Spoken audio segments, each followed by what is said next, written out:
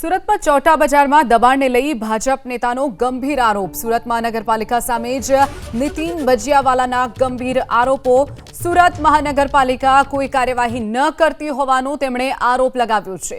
ચોટા બજાર સુરતમાં છે કે નહીં તે એક પ્રશ્ન ઉપસ્થિત થાય છે તેવું પણ નીતિન ભજીયાવાલાએ કહ્યું છે। દુકાનદારો પાથરણા વાડા પાસે ભાડું લે છે તેવી વાત કરી છે તેમણે। અગાઉ અનેક વખત રજૂઆત કરવામાં આવી છે છતાં પણ આ સમસ્યાનો ઉકેલ ન આવી હોવાની પણ નીતિન ભજીયાવાલાએ વાત કરી।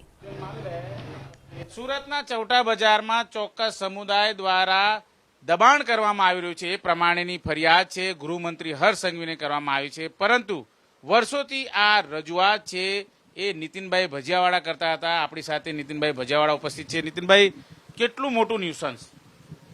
મને એવું લાગે છે કે કદાચ સુરત જે ઝડપે ખાલી થઈ રહ્યું છે, વોલ સિટી અમારું, કે જ્યાંથી અમારી પાર્ટીનો જન્મ થયો, ભારતીય જનતા પાર્ટીનો, અને એ જ આ બાલાજી વિસ્તાર ચૌટા બજાર, ત્યાંના રહેવાસીઓ જે ઝડપે અહીંયાથી ખાલી થઈ રહ્યા છે એનું એક મુખ્ય કારણ હોય તો આ દબાણ પણ એક એનું કારણ છે। આજે દુઃખ સાથે કહેવું પડે કે આટલા વર્ષો જૂની અમારી સુરત જનરલ હોસ્પિટલ, એના પ્રમુખે ગૃહમંત્રી સુધી રજૂઆત કરવી પડે। અસંખ્ય વાર મેં પણ અહીંયાના તંત્રમાં વારંવાર રજૂઆતો કરી છે। હવે જોઈએ આ વખતે કદાચ ગૃહમંત્રીએ કીધું નહીં કીધું, પણ તો હવે ગૃહમંત્રીની પ્રતિષ્ઠાનો પ્રશ્ન છે કે આ કાયમી દબાણ ખસે છે કે ફરી પાછું હતું એવું ને એવું થઈ જાય છે। આશા રાખું છું કે અહીંયાના સ્થાનિક રહેવાસીઓ વોલ સિટીમાં જ ટકી શકે એને માટે તંત્ર પ્રયત્નશીલ રહે। નીતિનભાઈ, જ્યારે 108 કે એમ્બ્યુલન્સ આવે છે ત્યારે કયા પ્રકારની સ્થિતિ સર્જાતી હોય છે? અરે બિલકુલ, હું તમને કહું કે અમારે ત્યાં અહીંયા નાથુભાઈ હરગોવનદાસ કડીવાલાના ભૂપેન્દ્રભાઈ, એને ગલ્લા પર જ એટેક આવી ગયો, પરંતુ કોઈ વાહન ન હોવાને કારણે સુરત જનરલ હોસ્પિટલ લગી પણ પહોંચી નહીં શકાયું અને એમણે ત્યાં જ એમનો પ્રાણ ત્યજી દીધો। આવા તો ઘણા બનાવો અમારા ચૌટા બજારમાં બનેલા છે। મારા જ મોહલ્લામાં, અત્યારે હું જ્યાં રહું છું ત્યાં પણ એક એમ્બ્યુલન્સ ફસાઈ હતી, જેનો પણ વિડીયો આપના ચેનલોના માધ્યમ દ્વારા પ્રસારિત થયેલો, અને ત્યાર પછી થોડો ટાઈમ માટે પોલીસ સક્રિય થઈ। મહાનગરપાલિકાએ તો કદાચ મને લાગે ચૌટા બજારના નામનું નાહી જ નાખ્યું છે। ચૌટા બજાર એ લોકોના અંડરમાં આવતું હોય એવું મને નથી લાગતું કે એ લોકો કોઈ કામગીરી કરે। દાસ સાહેબના ટાઈમમાં 3 મહિના માટે ચૌટા બજાર બિલકુલ ખાલી કરાવી દેવામાં આવેલ હતું। તો મહાનગરપાલિકાને પણ મારી વિનંતી છે કે આમાં સક્રિયપણે ભાગ ભજવો અને અહીંયાના સ્થાનિક રહેવાસીઓ અને હોસ્પિટલ અમારી અહીંયા ટકી જાય એમાં અમને મદદ કરો।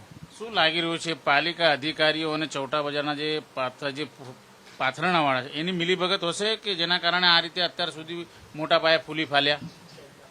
અત્યારે લોકો એવું કહે છે કે ભાઈ દુકાનદારો આની પાસેથી હપ્તા લે છે।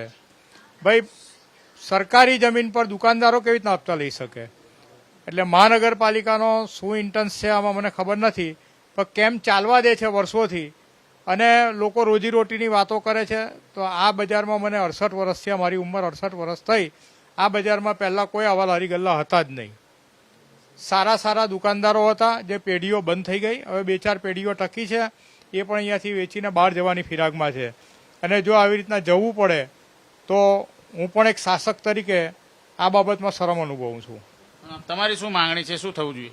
મારી માંગણી છે કે વોલ સિટીના લોકો, જે અત્યારે બૈચા કૂચા લોકો છે, તે વોલ સિટીમાં ટકી રહે અને અમારી સુરત જનરલ હોસ્પિટલ કાયમને માટે અહીંયા કાર્યરત રહે। સુરત જનરલ હોસ્પિટલની સામે જ એક ધાર્મિક સંસ્થા છે, સનાતન સેવા ધર્મ હોલ, પરમ પૂજ્ય ડોંગરેજી મહારાજ ને એ લોકોની મહેનતને કારણે આખું આ સનાતન સેવા ધર્મ હોલ અહીંયા આગળ છે, એ પણ આજે બંધ થવાને આરે છે।